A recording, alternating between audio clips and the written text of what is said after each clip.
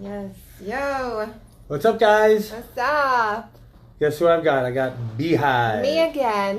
The Beehive. That's right. That's right. So I got Limor Ben Ari, the CEO, founder, imaginator of the bees, the Beehive. The human hive. Yes, the human hive. We're going to be going live in about 12 minutes.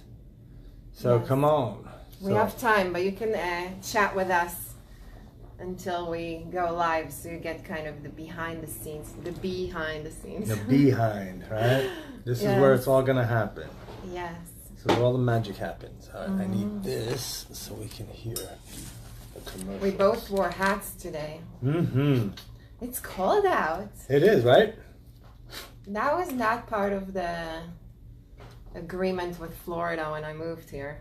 That's New funny. York. That's what my friend says, that she moved from Chile. She's like, you Yeah. promised me warm weather. She goes, I can't wear my flip-flops. Yeah, can't do this coldness. I lived in New York City for Mhm. 4 years, and over there it was like a wind tunnel in the winter.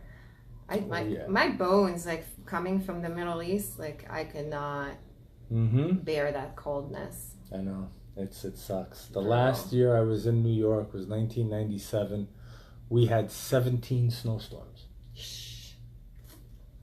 Snowstorm is scary. Yeah, man, it I comes was down. trapped in once, and I thought I'm gonna die. Like Mhm. it's no joke. I drove back from Montreal with a friend of mine who's in the other office over here. We were about 22, 23-year-old. Mm-hmm. And we drove from Montreal all the way back to Manhattan. And the snow, it was snowing like you wouldn't believe. That's crazy. Is that mine or yours? That's yours. No, that's mine. Buzzing. The snow was unbelievable. It was like 4 feet of snow on the ground that was packed. Wow. And it was snowing. And trucks are flying by Oh my us. god, yeah. And you can't see anything in front of you. Yeah. And as soon as it's snowing a little bit, like you can't even, your wheels are not, Yeah. Oh, yeah. there's nothing that No holds traction. them. No It's traction. crazy.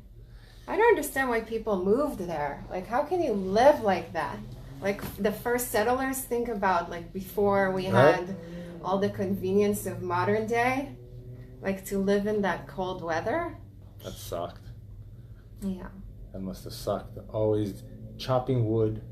You know, you always smell like smoke from a fire, Oh, right? yeah. Always. Mm-hmm. Fireplace, though, is cool. That's the one Yes. thing that's cool about Mm-hmm. the North. Yes. And Santa. As a Jew, I celebrated Christmas for the first time when I moved here, Mm-hmm. and it's amazing. Christmas is fun. Yes. You get presents Sure. and do cool things. All this craziness outside, all the decorations, and for Yeah. one night. It's so pretty. For one And night. we, like us Jews, we have only like punishing holidays. Like every holiday, we're punished for something. That's right. That's We right. need to fast. We need to sit for 7 hours and Mhm. listen or read a book before we eat. Well, you know the famous saying, right? Jews were chosen, right? We're the chosen people. Yeah. But nobody ever finished that sentence, right? Uh-huh. Jews were chosen to suffer. Oh yeah. That's what we were chosen for. Yeah. So yes, But we're like, God soldiers. That's what I say. Like, we're chosen for good or bad. We need to protect Mm-hmm. Jerusalem and do a lot of stuff like that. Absolutely. It's Absolutely. our mission. Yes. And Israel. You know what Israel stands Yes. for? What? One who fights with God. Oh. Israel. Yisrael Be'el. Oh, wow. To fight with God. I didn't even know that. It Mhm. makes perfect sense. I feel like that's why we were planted where we were, to protect Jerusalem Mhm. and fight for God. hmm Yeah, we're born fighters. Yes. You know, Moses was a big general. If you look at it from a strategic military perspective, Mm-hmm. he was a general. He trained his troops, and he went and he went into battles, and he won, and he strategically went in and grabbed land and went in and did again God's work, so to speak, right? That's amazing. Yeah, it's interesting, the stories. I wonder why they don't teach those stories here in schools. Well, because this is a Christian school. No, but even, I mean, just Bible, like, they don't teach even the Christian Bible here. No, any no. stories. In public schools, it's the separation between church and state. Yeah. You know, if you want your kids to learn that stuff, you send them to a private Right. religious school. Like I did up until the 6th grade. I went to a private Jewish school. Uh-huh. Boys were on one floor, girls were on another floor. The Right. rabbis had, you know, we prayed 17 times a day and learned Chumash and the Bible and all this and all that. And then we had our normal stuff that we had to learn. But that's also extreme. Like in Mhm. Israel, we had Torah classes, but Right. I didn't grow up religious. Mhm. Nobody's religious like in my Right. school, but we still studied Torah like literature almost, Mhm. like just the stories of Mhm. our creation. Right. And it's, you know, it's not as much focused on religion as much as studying it just like a piece, like a history Mm-hmm. book Right. and story. Right. I think it's not extreme. It's just Mhm. integrated naturally, so you don't. Because even here, when I do see Jewish schools, and you know, from my perspective, it's a little bit extreme because they have to wear tzitziot and yarmulke and like prove that they're Right. you know religious, and there I think there's a middle. Mm-hmm. Absolutely. We belong Yeah. to a congregation called Humanistic Judaism, Mm-hmm. where they take God kind of out of the picture. Oh, And it's more about humanism. It's yeah. about being human. It's about Jews together. But the Nice. traditions, the holidays, the stories, and all that Heritage, is still there. Mm. It's just a perspective kind of shifts and says, you know what, instead of praying for something that is way, way out there, let's bring it back more into day-to-day, person-to-person living. Yes, that makes sense. You know? So, And I think religion, it's all storytelling, you know. I respect it as a tradition and something that my parents Yeah. did, and I'll continue. But when it comes to, I don't believe in an angry, punishing, evil, you know, Right. revengeful God. That's that piece of religion I'm that's a little... struggling yeah. with. Yeah. How did we get into this conversation? Okay, the two things we can talk about, politics and religion, right? Exactly. It's a secret. It's a secret. Shh. So I know a guy, his name was Bill Gould.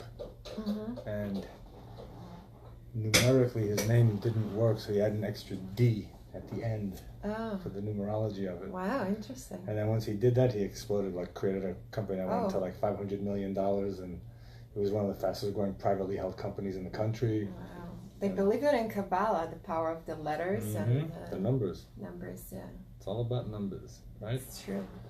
Tesla said, you wanna understand the universe, learn numbers, learn frequencies. Yeah, it has energy, the letters and numbers. That's why be human, the energy of words to change lives. Hey travelers, how are you? Nitzan Mosery here with the Traveling Investor Show. We've got a fantastic show coming up for you today. So this week, what happened in the following week? Well, I went to a Florida Alternative Investor Association meeting, met with a bunch of people, and did my all famous thing, which is networking, right? You got to network your ass off because you never know where that next person that's going to come and change your life is going to come from. So I went and I networked, and last night I went to another networking gig, which was the opening of the iPic in Delray Beach, and that was pretty awesome. So it's been a fun week. It's been a very busy week. We had a great meetup last week on Thursday. We had about 30 people that came and joined us, and we were talking about how to raise money, how to do it the right way, how to create your team, and so forth. And it was very nice. It was very educational. A lot of people got a lot of stuff out of it, and I'm looking to open up another meetup in West Palm Beach. So anybody that's listening in and you guys want to, instead of checking down from West Palm or whatnot, feel free to look us up on Meetup Group on meetup.com and check us out. Sign up and come to our meeting. It'll be the end of March on a Wednesday evening, so that's going to be fun. And I do a lot of social media blasting. I talk a lot about social media. I do a lot of, I'm on social media because I know social media is kind of your community, right? Where you can create a culture, where you can create a buzz, so to speak. And this is where, you can control how many, how big, how fast, what content, and so forth. And I know that a lot of the Fortune 500 companies, a lot of the big companies have huge social media platforms. Are they efficient and are they working to their maximum? That I don't know. But my guest today on the show, and I think this is your third time back, which is awesome. We always have a good time when you're on, is Limor from Dvash. And Dvash, well, Limor, why don't you explain Dvash to people here? Okay, well, Dvash in Hebrew means honey. And it's all about the human beehive, creating a community. So your beehive is your community, and it's about activating and engaging your bees, which is your people, to buzz and engage with you and promote you. So it's a social media marketing agency. It's really an all-over agency, but I fell in love with advertising when I was 14. I was mentored, by audiobooks, by Ogilvy and BBDO. I worked at BBDO, I worked at Zimmerman, I worked with Fortune 500 companies, and I got to build social media communities from scratch. So okay, so the ins, the outs, who, what, where, when, all that stuff, right? Because I saw a video on one of the social media platforms where a 7-year-old kid is making $22 million a year just on YouTube or from YouTube, from putting on these great, videos, talking about different things, toys and whatnot, and people subscribe. He has millions of viewers and they subscribe to him. And, that always to me is just unbelievable. Well, Ninja, who's the #1 Fortnite player, he makes $500,000 a month off of YouTube videos, and that's basically just gaming. He's gaming for like 9 to 11 hours a day on YouTube, and that's how they make their money. But it is a phenomenon. Just the YouTube, the Facebook, the Instagram, it just created this whole entire infrastructure of communication that never existed before. But the reality is, a lot of people call themselves social media experts, right? Right. And the reality is social media is only 10 years old. 2008 or 9 was like Google and then Facebook, and that's when it all started. So none of us really know what we're doing. We're all kind of just stumbling around and trying to figure it out. The ones that have been on it for a while and kind of know the behind the scenes, they can operate it differently, but still every week something else is happening. The algorithm is changing, the behavior, the interactions. My son is teaching me, he's 10 years old, and he's teaching me things and functions on YouTube and different, and TikTok, there's a new app that's called Tic-Tac-Toe, I guess, and like there's so much innovation in that space that we can try to catch up, but the next generation are really going to blow it up. So where do you start? When you're talking like that, where it's innovating, constantly changing and growing and developing, where would someone start? And what should the expectations be? Yes. That's kind of, people are out there and they're everywhere, like you said. Do we go on Facebook? Do we do a Facebook Live? Do we do it on Instagram? Do we post it here? Do we, how does? So, working with communities, I worked with both Fortune 500 communities and new startups, and in both cases I saw it from zero, literally building the Facebook page, building the Instagram page with 0 followers, and then watching it grow. And I can tell you, there's no magic pill. I managed over 100 communities by now, and still I can't predict or anticipate what's going to happen. Okay, hold on. When you're talking communities, what is a community? So a community, a beehive, as I call it, is it entails of any access point you have for any of your people. So right now it's Facebook, Instagram, your email database, any form of communication you have with people, this is your beehive. Okay. And all these tools and channels, they can change. Tomorrow we can reflect ads on the moon but the people that will Sure. see it are still your community. Okay. So your beehive, your community, are the people that are connected to your brand, attached to your brand, and are currently active on any of these channels and communication channels. Today, it's Facebook and Instagram mostly, and Twitter, and Snapchat for some brands, not applicable to all, and LinkedIn. So each community has its own demographic and interactions. So each one of them is almost like a different form of communication. But these are all channels and techniques. The real thing is content creation, which I call it the queen bee. Write that down, people. Content creation. Write it down. Content creation is the queen bee of all of it. Because communication channels are just communication channels. There's you and other people on the end. It's the messaging, the content, the engagement that you create is what's going to impact the people, create the buzz, and grow the community. On Instagram, it's easier. Communities grow very quickly there because it's 30 under. So it's 20s and up to 30. So they're a lot more interactive and engaged online. That's why the numbers grow faster there. It's also very visual and quick for consumption, so it's easier to follow and click and grow the community's beehives there. But again, the demographic you're looking at is younger and more impulsive. Also, in the last 5 years, bots have been introduced, which is basically fake followers. Yes, I've heard of that. Yes, I've heard of that. When you click, and it's yeah. But I also heard that there's also now software coming out that finds the bots. Yes, so now Instagram recently, a lot of influencers lost a big part of a chunk of their community because it was all fake followers. And I've seen it happening because, I've been on it for 10, 12 years. And then the last 5 years, suddenly the numbers started not making sense because people, started to get millions. And then as a social media agency, I realized what the techniques are, and I started providing that service for my especially celebrity clients, because celebrities need to compete with Kim K and all of these. So they're like, I need 20,000 followers by next week. And I learned how to fulfill that order, but I felt also like an online drug dealer because you need to suddenly buy a bulk of fake followers. So when the wave started, I'm totally guilty of being part of it. I wanted to provide my clients what they wanted, so I got them 20,000 followers in a week. But then I realized there's no engagement with fake bots.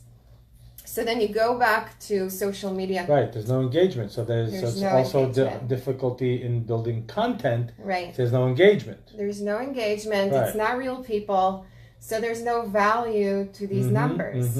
And then the whole influencer thing started. But even the title influencer is wrongly given to the wrong people, because really if you have a community with 2 million that's not listening to you and it's fake people, it's not as valuable as 5,000 to 10,000 that are actively engaged and would trust you. So I call the new generation of influencers impactors, which is micro-influencers, it's called as well, which is smaller communities that people are actually engaged and listening to. And then you have Facebook, which is a totally different world than Instagram, because Facebook is very content heavy and interactive. So Facebook is where the two engaging. So I personally love Facebook, and it's more for my demo, like 30 plus. It's not as quick fix because it takes longer to create engagement and interaction, but it's a lot more impactful when it comes to real communication, engagement, two-sided conversation. You can actually listen to what your community wants, and what how you can make your products, services, what you're offering better as a brand, as a company. So I really enjoy Facebook specifically. But even on Facebook, there's different techniques, right? You can't just grow the numbers. You have what are some techniques? Give us one that can help somebody, if they implement it, start seeing a change in their community or something. Yes. And while you're thinking about that, we hear a lot about, like you said, growing your followers, right? Yeah. Your community, your hive, growing it and growing it and growing it. But once you have that grown, how do you monopolize on it? Mm-hmm. Where do you go from there, right? Because Yes. you can spend all your time and all your effort building your community, Yeah. giving good content and whatnot, but you can go broke doing it. Yes, yeah. I mean, nowadays, yeah, it used to be way cheaper to advertise and promote, and the prices went up. The algorithm of pages is horrible for businesses. Nobody basically sees your business page unless you advertise. That's why I'm a real advocate, actually, of going back to personal branding. Going back to the people, because people don't really connect to companies as well as just connecting to people. To the person. So humanizing your business, bringing to the front the people behind the operation, their vision, their dreams, their human traits, like what they're passionate about. Why are they doing it? Because every entrepreneur, every business has a dreamer behind it. Sure. That brought it to life because they saw a problem or a solution they can provide. Every person has a gift, a talent they want to contribute, and hopefully most of us are doing it through our business. So bringing these people to the front and creating the online, the social brand about them, that's usually the number one technique. And it's not really a technique. It goes back to Dale Carnegie, how to win friends and influence people. And it's done the same in the social space. Just that, again, the communication channel changed, but it's the same exact conversation. And it's how do you connect with people, impact them, move them in the way that they're so moved by you, engaged, that they want to talk about it. And they want to connect and spread the word. So that's what social media is. It's really coming down to not the service and the product and the solution as much as the idea behind it of why does it exist, how does it improve people's lives, why should they listen to, and also being real, raw, and authentic in communications, because it's a different animal than traditional advertising. Sure. Which I fell in love with. Right. For me, it was so powerful to see a TV ad that in 30 seconds can make you feel something, make you cry, laugh, engage. Sure. And now you're taking that to the online space. How do we trigger people emotionally to connect? And once they connect and you engage them through content creation, distributing it the right way, connecting to the right people online, it's pretty amazing the power of it. Because once people trust you and connect with you, you can sell them anything. Like ideally, you're not doing it just to like sell them something. You're doing it really with a true cause. But once they connect to you, they believe in what you do. Then whatever you have to sell, it will convert in marketing terms. That's why I don't like also calling people a target, because they're not a target market. They're people. Right. Like they have feelings, emotions, needs, and desires. And if you address those desires through the conversation, then you got them. So it comes back to just human interactions. Absolutely. And then the sales and the conversions and the clicks all happen. Got it. And I had that recently. I can give an example with a client. Absolutely. They had a huge budget, like $100,000 a month, I think, for ads. And we launched this campaign $100,000 for ads, that's a lot. for mostly Facebook advertising, Google Ads. Wow. So we launched a campaign, and we tested different ad campaigns and different messages to see what worked best. And eventually, and we created amazing graphic designs and different animations and different things to engage them. And at the end, the most impactful campaign was the people. Just people actually enjoying that service. People actually in real life, like the pictures we took with our iPhone of regular people enjoying the service it's is what Trump It's all the creative design, overly produced ads we created. It's funny you say that. I was at Tony Robbins' Business Mastery a few weeks back. And one of the people that he brought on is a guy that created the new term newsjacking, where you go, something happens on the media, and then you take it and you use it, and you either blog about it, you post, on Twitter or something, and then the news media picks up on it, right? Yes. So he was there, and there were these guys also there that were talking about, Kickstarter and all these things, and how, today you can't use stock photos in your advertising, in your promotions and whatnot. Yeah. And he brought up a stock photo of a picture on 3 completely different websites, and there's that same guy standing there. And what else he said, he goes, for free advertising, for free videos, we sent the product out to people, and we said, hey, record yourself using it, record yourself opening it up, record yourself doing all these things with it, and then send us these videos. Yes. And people did just that, because who doesn't want to show, hey, look at me doing this, and maybe they'll pick my video, and I'll be on TV, or I'll be on an ad or whatnot. And those were the ads or videos that they used for their advertising. Yeah. And it exploded them because it was real people. Yes, and when you look even at the format of media, for example, Grant Cardone, who social media-wise is a total master. I think almost surpassed Tony Robbins in the social media specifically space. And that's because most of his videos are car videos, walking down the street like you caught him in the middle of doing something. Right. And we're naturally kind of like, we like to see the behind the scenes. We like to be engaged with things we're not supposed to see.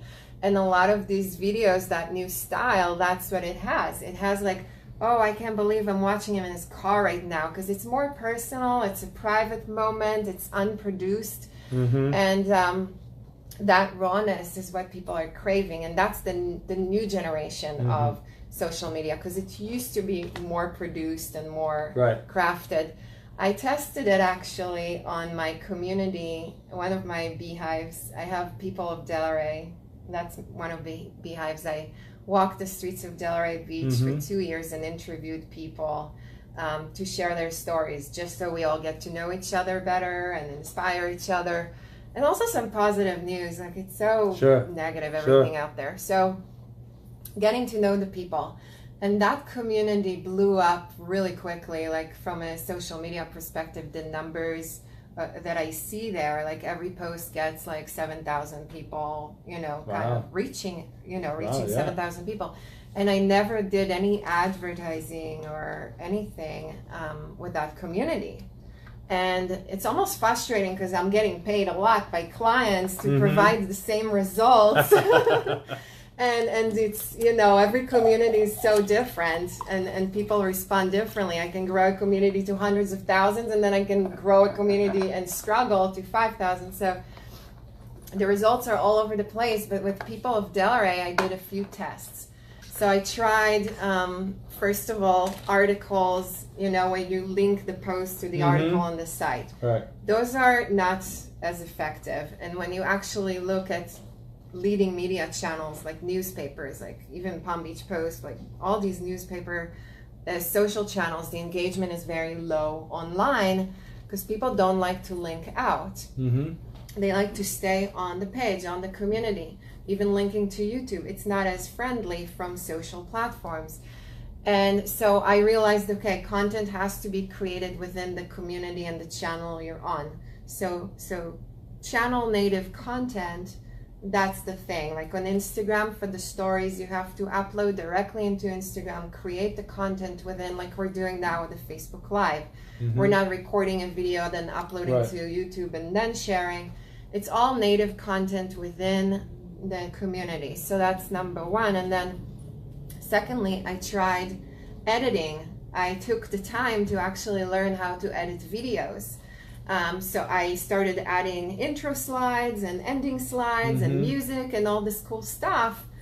And I noticed that the views were actually lower than the ones that I was just videoing kind of like on the go with my shaking hand in the iPhone. And I'm like, what's wrong? Like the harder I worked on creating content, the less engaging it was. Amazing. Yeah. Amazing. It's people. That's crazy. People love people. That's my motto for any branding. They do. And so the concept of People of Dairy, I was interviewing people, and I started pitching it to a lot of brands and companies. Like, you have to feature your people. You have to bring your people to the front. Mm-hmm. But then the other challenge is, when you look at all the forms of marketing right now, even if a company promotes their own people and puts it on their page, they may not get as high engagement because they're still talking about themselves. Right. And when you're talking about yourself, it's not as valuable as someone else talking about you. Mm-hmm. And that's where influencers come in. Mm-hmm. But also influencers are losing their credibility because they became so over-commercialized.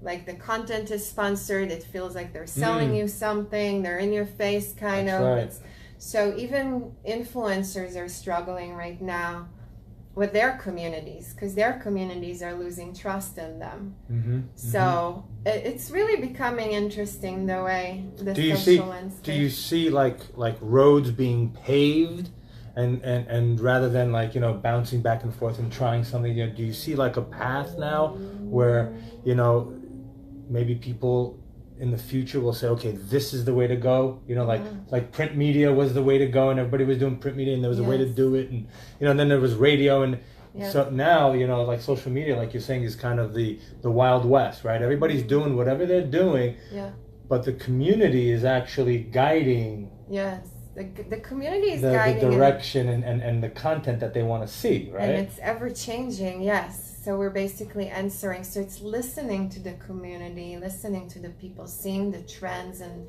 where they're moving towards. That's how we respond. But beyond responding, the vision, I think, and I was thinking about it a lot because when you look at Google and YouTube and Facebook, so the first thing that happened to the internet is that we opened the gates to the world for user-generated content. So everybody can basically talk. But right now, everybody's talking on top of each other. There's lack of organization of content. So my prediction is that, okay, now when we're all technically capable of talking and voicing, but you can't really hear anything. When you Google something, you have like 20 million results. Like, you can't even find anything. So Google soon, if they don't figure it out, may become like just useless. YouTube is amazing with content generation, but again, it's unorganized. And when you look 10 years ahead, content oversaturation online, that I think is the biggest struggle for the whole online industry, the whole internet industry. Because there's just more people talking on top of each other, trying to get their message out. So I think the next phase and the next step is going to be content organization. So just more categorizing, more channeling, creating segmentation of information. So when you're actually looking for something, you know where to look, that it's not all one big noise.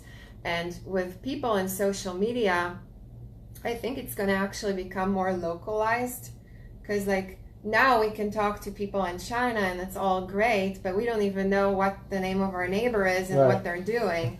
So really localizing social media and building a hive and a hub more around local areas. I think it's the next step for social media. And also more control, content control, which I actually... What do you mean by content control? So for example, when I launched People of Delray, because there's a lot of Facebook groups, which Facebook groups are the most active, engaged communities on Facebook, because it's where people talk, not companies, not one person, not an influencer. It's people talking to people. So the groups are, I think, the most powerful tool right now on Facebook. But what happens in the groups is, again, everybody's talking on top of each other. So if we open communication channels to people, but somebody's overseeing the communication and channeling and organizing it, I think that would be the next step for social media. Oh, interesting. Yeah. That's great.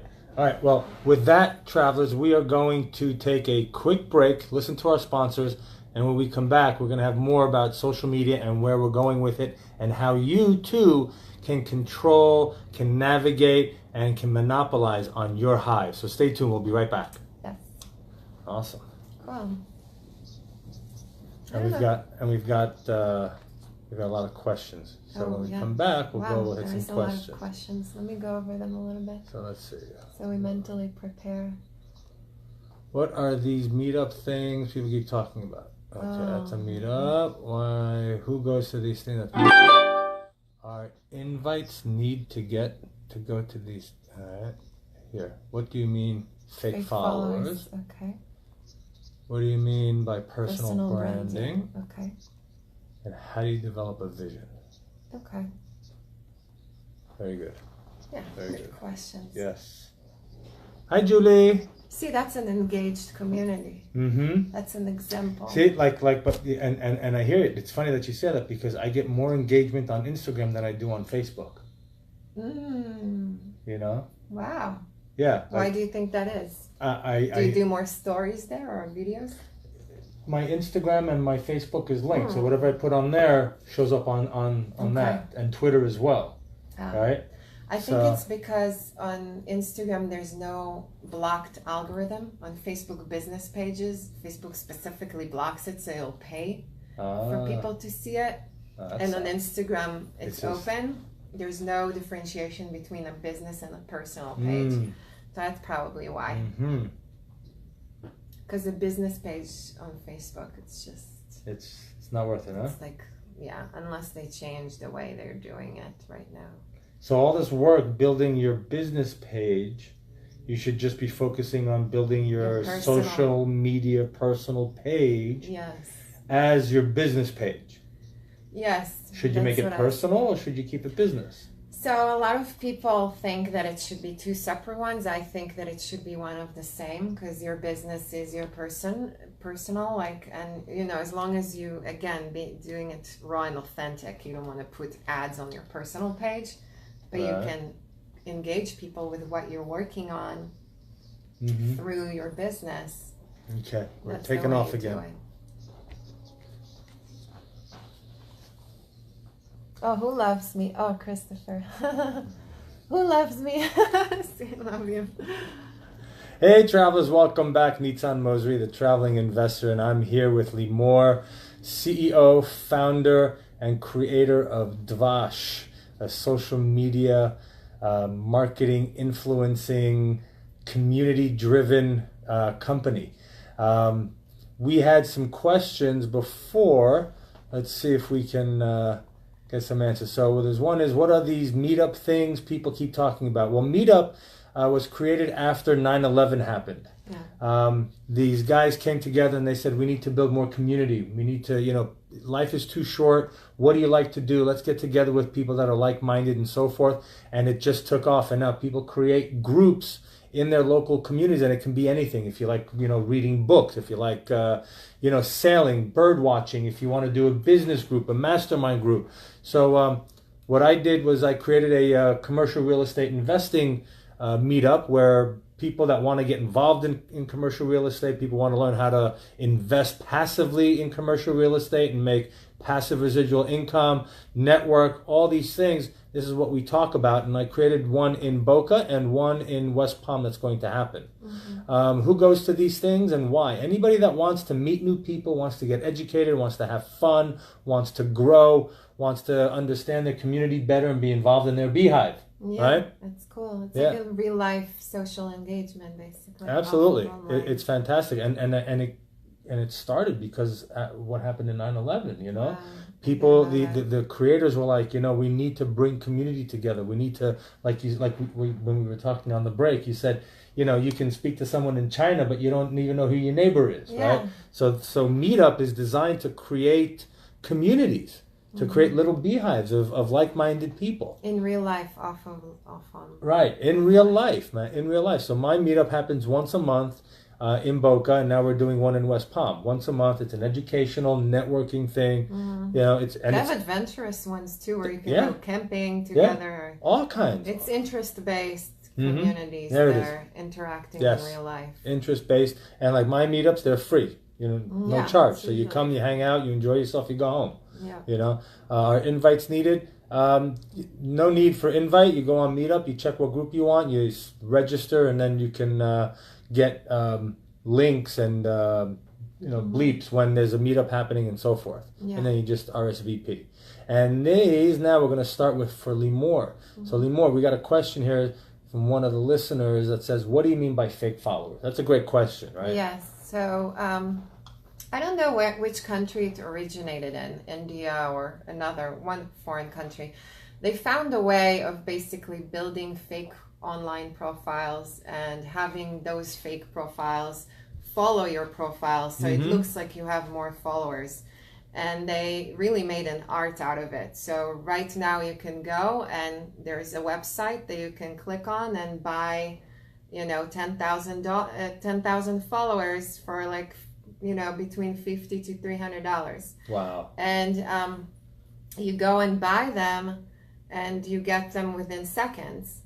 So these are not real accounts. These are fake profiles, not real people. They don't exist. They were just created by a computer. So that's what it's called, bots and fake followers. And it's been going on probably for the last 5 to 7 years.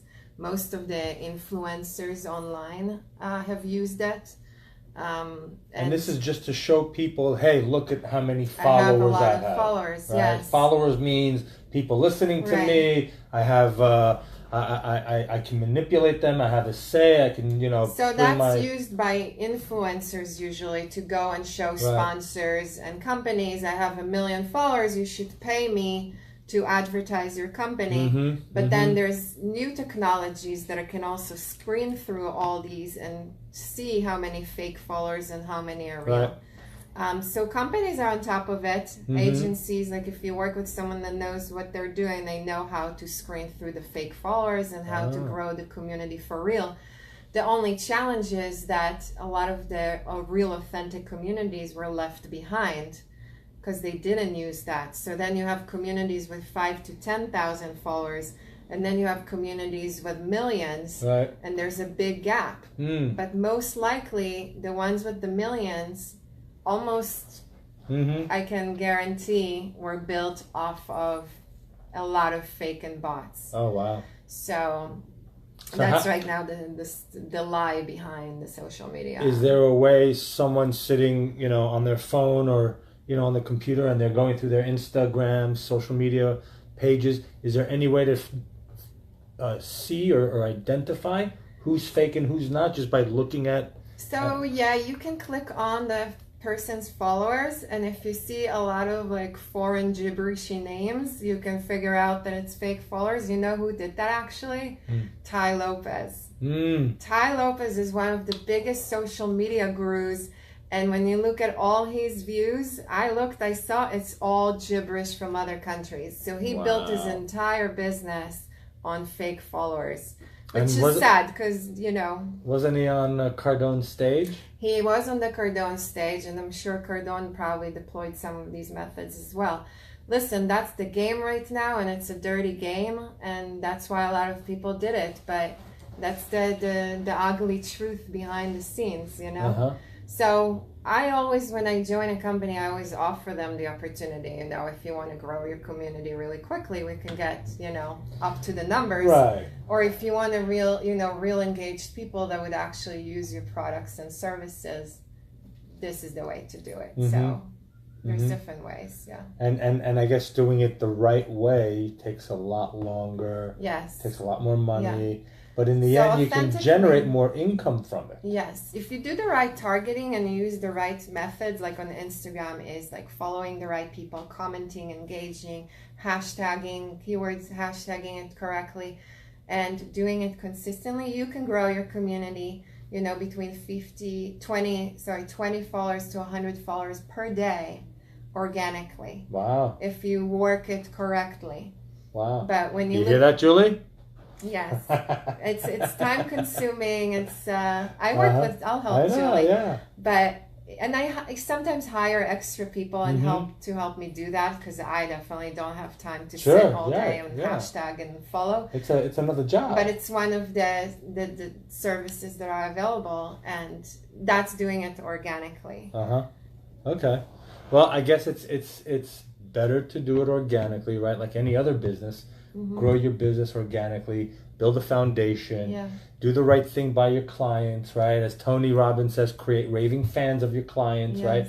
Make them talk about you, right? Because that's your best and cheapest advertising. Yes. Is your I don't know clients if talking. it's the best though, because for the entertainment industry, celebrities, I would, they have to buy followers, because by now, I mean, everybody does it, so you kind of have to, otherwise you'll be left in the dust. And a lot of celebrities, that's the way they're being chosen for TV shows and movies, based on their following. Really? And nobody checks? Nobody checks. Oh, wow. And then if you have to compete with 1 million followers, you can't roll through organic growth. You have to get that boost. So, I'm saying it's the ugly truth. I'm not saying it's the wrong way, though, for some people. So the only use for that amount of followers is not necessarily to engage your community, but to have outside sponsors look at you and say, you got 1 million, all right, I want to use you. Right, just to keep up with what's been going on, because it's almost like a scam that's been going on for so long that you kind of you don't have a choice. If you're a celebrity or entertainment or something that really need that stage, and you're not necessarily just looking for engagement and growth, you're just looking for pure numbers, that's an option. All right. I follow as well.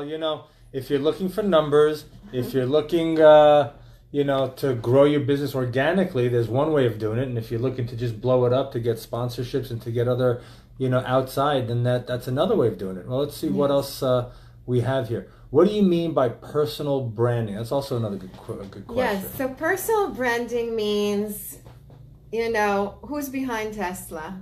Right. Who is, Elon Musk. Who's behind Facebook? What's his name? Zuckerberg. Yes. Who's behind Apple? Jobs. Okay, so that's personal branding. Personal branding, the personal brand of Apple is still Steve Jobs. The personal brand of Facebook is Zuckerberg.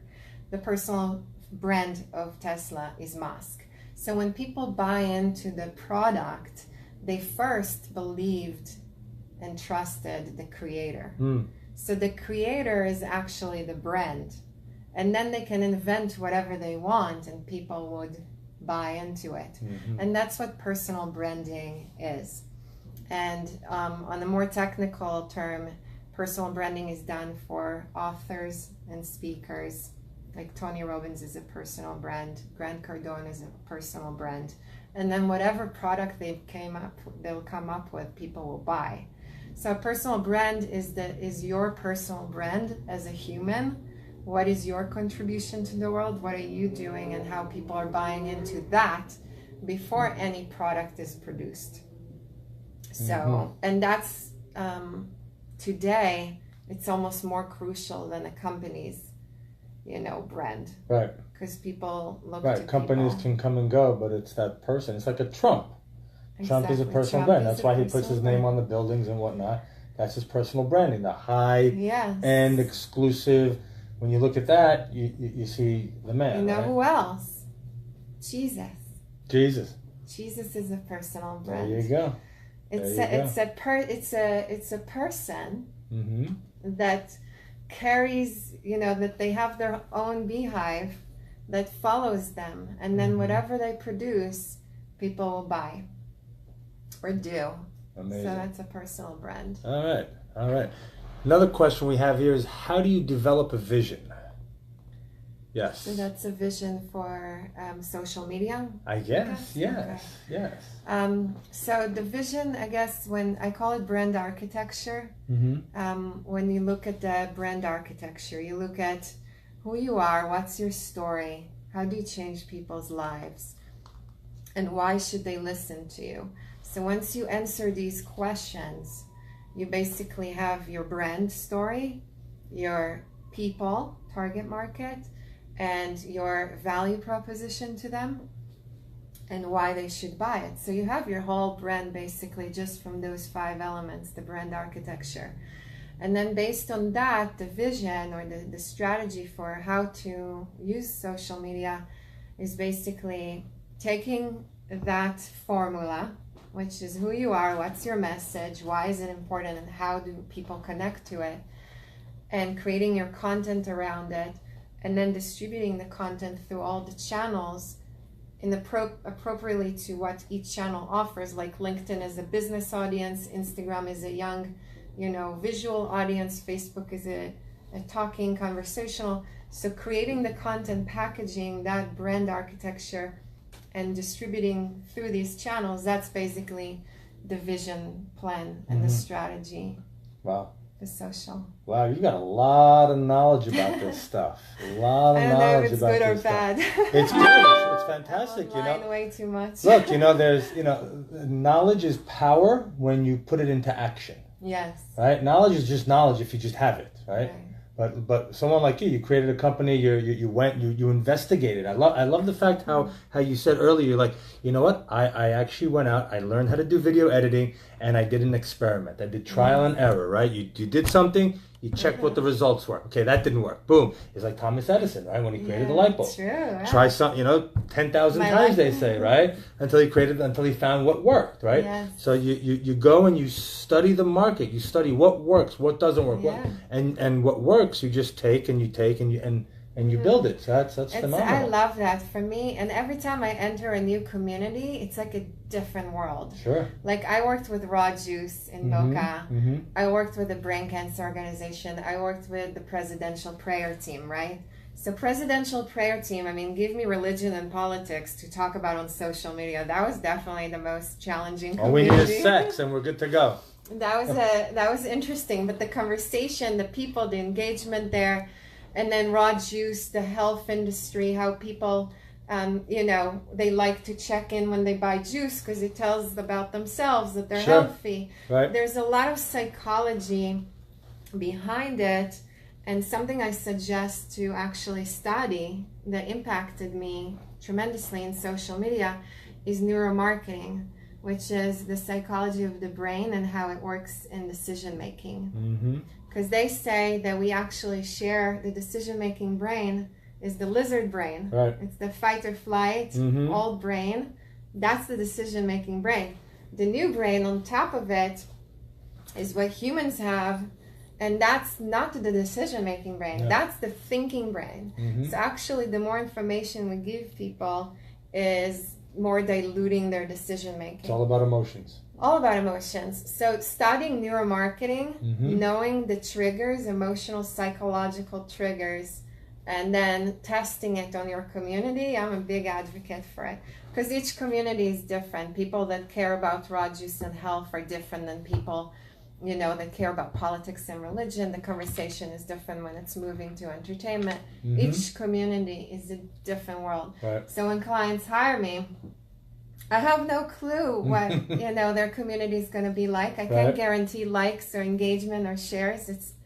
It's weekly studying. It's literally looking at the reports every single week and seeing what people like, what they don't like, and then changing the content accordingly.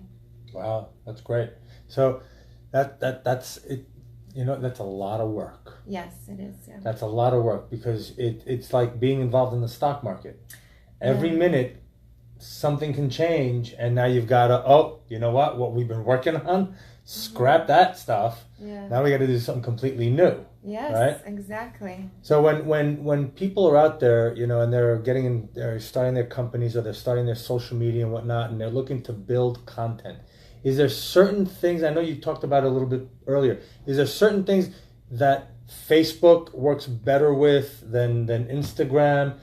Should they stick to one platform, or should they go, should they shotgun it and do all of them at once? Mm-hmm.